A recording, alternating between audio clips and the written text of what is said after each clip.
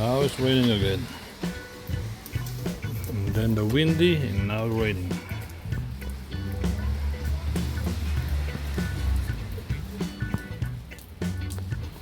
Very windy this afternoon. I was vlog. Now it's raining. Look. Weird weather here in Lanzarote.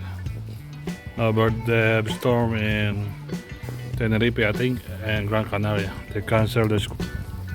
Here now it's raining. 5 o'clock.